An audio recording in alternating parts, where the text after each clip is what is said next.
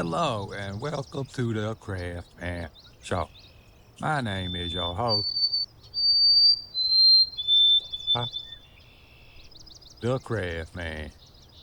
In today's super extra scrabble, wow, extra special extravagance, better today, action packed. We have so many things to cover today. Let's go.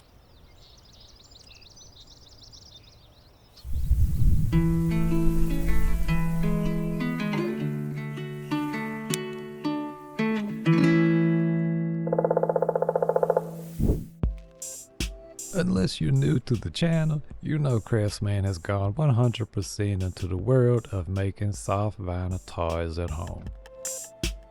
Out of everything I've done on this channel, this right here feels the most quote-unquote revolutionary.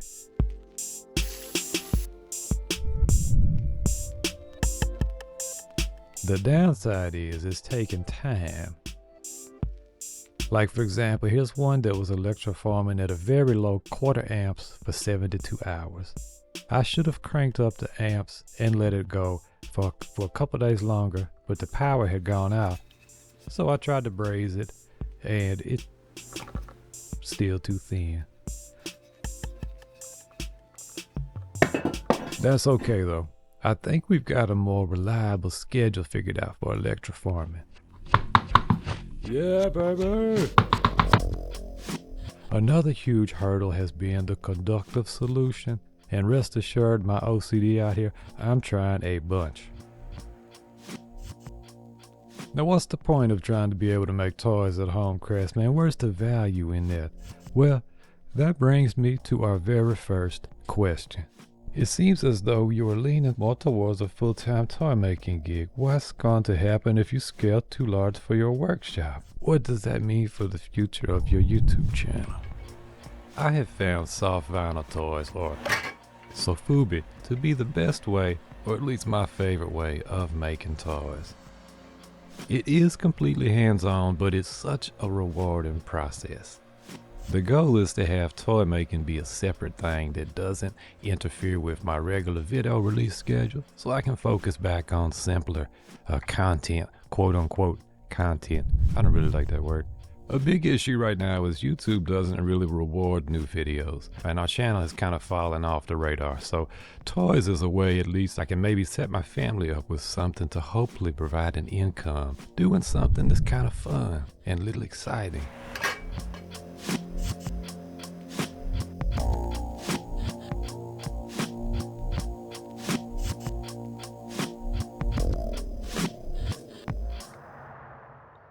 Hey, the owls are not what they seem.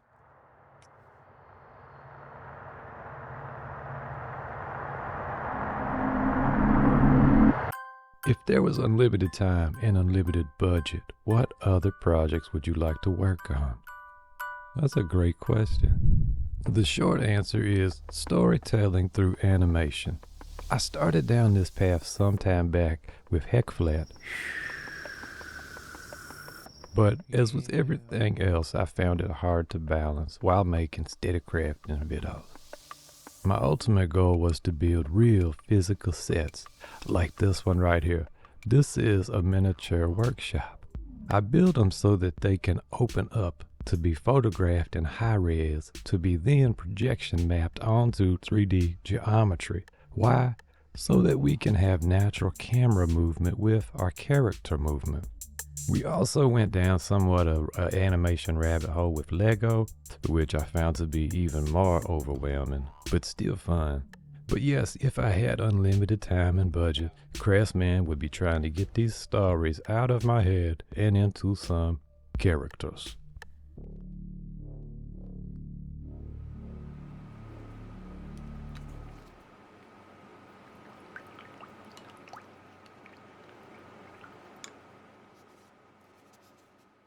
I tend to get too precious with projects, then stall out trying to make them perfect. What helps you stay loose and keep the creative process moving? My biggest advice right here is to go ahead and get into it and say, all right, if I do this thing, First of all, you're not going to do it perfectly. There's not but one perfect. And look, if you get it even, let's say, like 99% right, that's an anomaly. If I get 75% of what I'm envisioning, well, look, that's better than 0%. You know what I'm saying? I know that sounds very generic. Like if I'm doing a kit bash or something like that, for example, at the beginning of the project, I tell myself it's not going to be like bill making stuff. You know what I mean? It's not going to be like Dan does. It's not going to be like any number of these crafters, you know, Studsons and Boilers and them. It's just going to be kind of like my attempt at what I'm picturing. And then you've actually accomplished something. Like this is one of my first, you know, I'd say successful quote unquote figures. We made a couple hundred of these and sold them. But looking at it now, I'm so critical of this. There's so much I want to just move and change. That's not even centered. There's a lot of issues with this sculpt from the get-go. But my point is, I had to get this one out of my system, and it led to the next thing. And now I'm starting to get, you know, a lot smoother, you know, doing some smoother sculpting, digital sculpting, better prototyping, and even this, of course, is not even 95%. But the journey of 1,000 miles begins whenever you start, you know, getting on out there and doing crafts.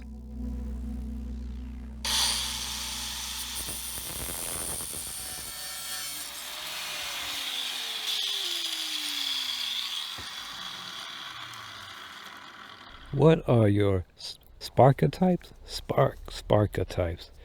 What are sparketypes? Probably not saying that right. Crafsman did some research, and basically spark types are what make you feel most alive, purposeful, and fulfilled in your work.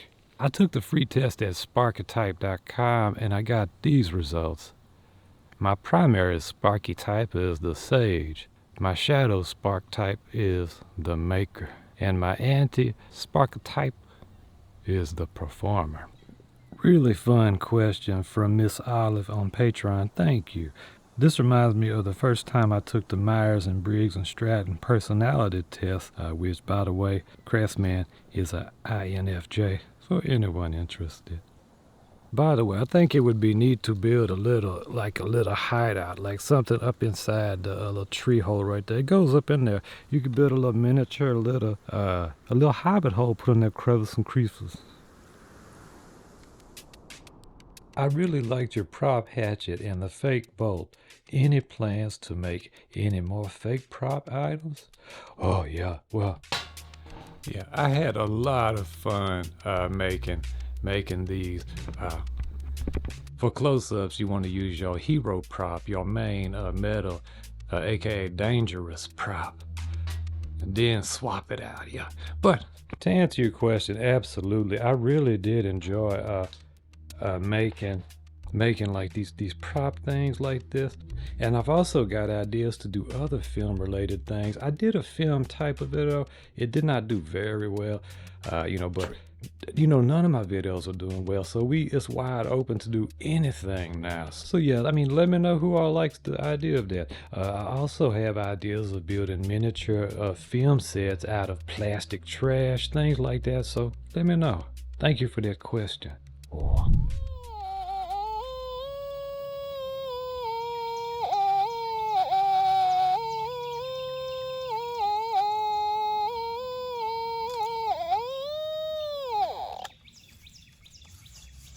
Oh, it's a fun question. Yeah, so anyone would you want to collaborate with? Yes, Crafsman, who would you want to collaborate with? Probably not the answer that y'all would expect, but my answer to that question is Aeronauts. Now, I have not seen all of their videos, but my favorites are the Star Wars Laser Moons series, which I think is better than anything that's come out from Disney since past Rogue One, in my opinion. Yes! Don't think about it, just do it, Fatu!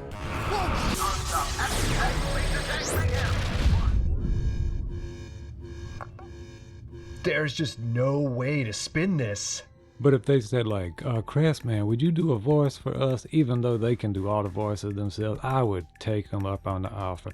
Look at that right there. My friend Mr. David Gonzalez, the artist, made this right here, and I pointed out because I've literally been at crafts festivals and fair, Renaissance fair type of things, and literally we'll see this right here, this exact design somebody got from Etsy.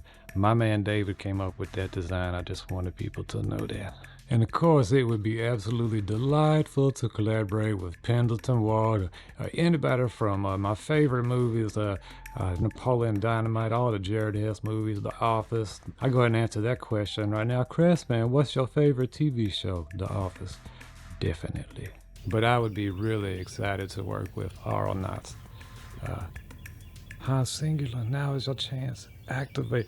This is a bootleg C-3PO figure that a friend sent to me back when we had mail time, and it's just a cherished little item. I like it. Yeah. I just found these really cool. I'm calling them fins. Look at that. It's from my AC unit that I got reclaimed. I'm taking it apart, and look at that. Getting us some nice Kid Bash materials. Oh, we have a question. Is that Crafsman doing the come on exclamation in your videos? That and the ooh yeah? To answer that question, let's go to the computer and click on my auto folder. Here we see sample files that Crafsman has purchased over the last 20 years. But let's scroll over here too. We find one called Hallelujah. Now inside this folder we got all kinds of oohs and ahs and chorus type of sounds, vocals. And look at this. You might recognize this right here if you've been with us for a little while. Ooh, yeah. And if we do a quick search, we find our come on sounds right there. Let's see. Come on! Come on! Yeah, so Craftsman's got an old sample pack I've been using. That's the answer to that question. Thank you.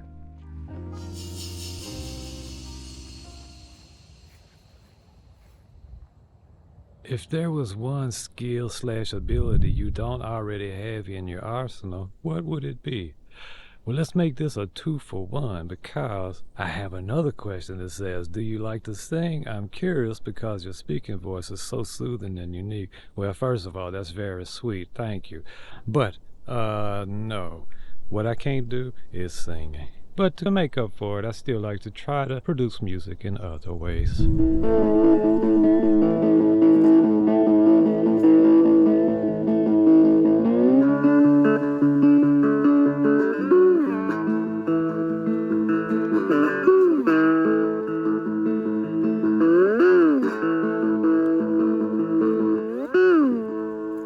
This is a 3-string cigar box guitar made by my good friend Mr. Bothage. Highly encourage you to check out his Instagram and consider him for guitars. He has made a couple 3 for me, and man, I just really like his work. We just going to clip off the dendrites, clipping off the dendrites. Looks like we have a question. I've been really encouraged whenever you mention your faith in a video, like pointing out the creator's tree bark. How would you help someone appreciate those little things when life is hard? Really nice question. You know, oftentimes it is those little things, like the tree bark, the intricacies of nature, that help me to appreciate, to remind me of God's creative power and involvement in our lives. Look at this cat, for example. Like, this came about over just years and years of evolution. Like, for me, I gotta first believe that a satisfactory amino acid chain can form from a stable protein, and the odds of that are a number that I can't even pronounce. So my faith is not strong enough to believe in evolution theory. And that's not to say my faith in God is easy. It was somewhat hard fought, to be honest, with many questions about the nature of evil and just existence that I had to wrestle with, contend with. But if you've ever read Psalms, you know that God can handle the tough questions. Just ask.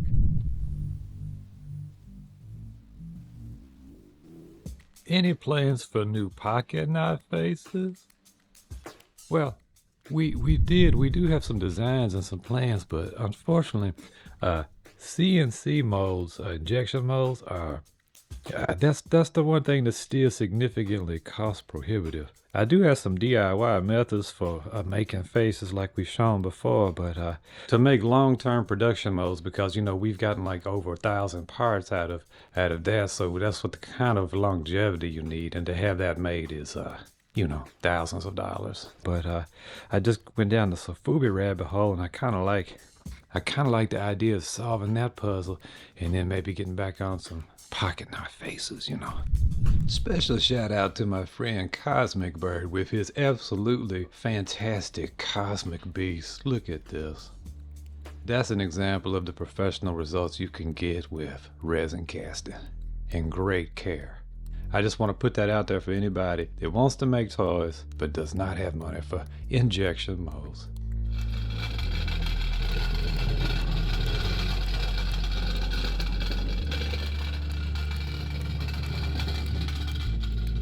Has anyone ever learned your true identity? Yes. Actually, a few people have figured out my secret identity. I had a friend from New Orleans, hadn't seen him in 20 years, saw a random video that popped off, my rubber boat video. Straight up out the blue, sent a message saying, if I didn't know any better, I'd think this was you. Well, turns out it was me. And other people have figured me out through like Hobby Lobby number, store numbers, combined with tax receipt, who is information. If you have a LLC and your state makes public your information, these things people can use to pinpoint you. All kinds of ways people can find you.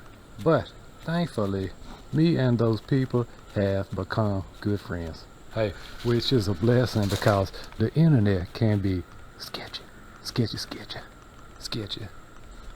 Internet can be sketchy.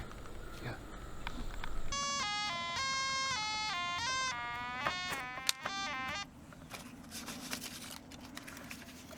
My 4-year-old gets so discouraged when nothing he draws or makes looks as good as what he has in his head. It seems as though your children find joy in creating. How did you approach teaching your children crafting?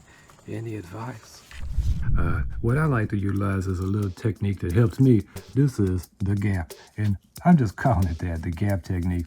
Basically, you identify where your child wants to be, this happy star. And I want to draw that happy star, and then this is where they are over here.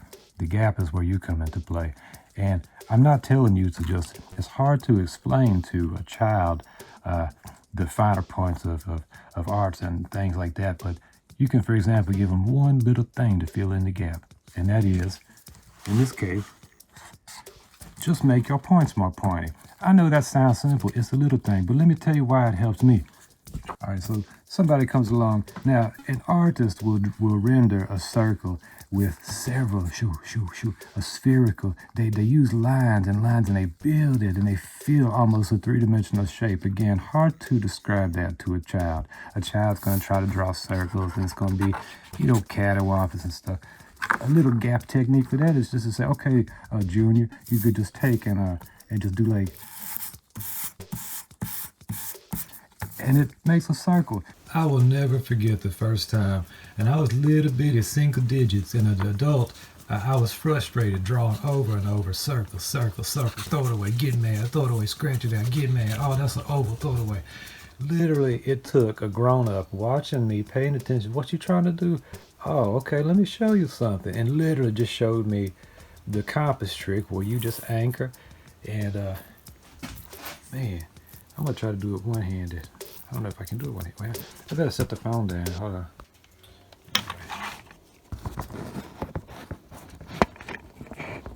Showed me this right here. Literally, just stick out a little point, a little finger, and use it as a compass. And you talk about something that changes your little bitty life and sets you on in a new direction. I mean, this right here. That was just some. It's not an understatement to say life-changing, because being able to draw circles set me off on a different path for my whole life. Seriously. Fill in the gap, and push them on to that next thing. Do you know what I'm saying? Little things that you can demonstrate, and that's going to help keep them clicking along the track. Now it's time for questions about the TV show Lost that nobody asked me. Favorite character in Lost? Desmond Hume. Second favorite character in Lost? Daniel Faraday. Best cold opener in Lost? Season 2, Episode 1, Man of Science, Man of Faith with the bunker. My favorite episode of Lost? Season 4, Episode 5, Constant. Least favorite episode of Lost? The last one. Come on, man. Thank y'all so much for watching this, and special thank you to my Patreon members and my Discord moderators and my steady crafters of the universe Facebook page. Thank y'all. And by the way, check out these resources. Community resources. Crafting community. Until the next time, I love y'all. And keep on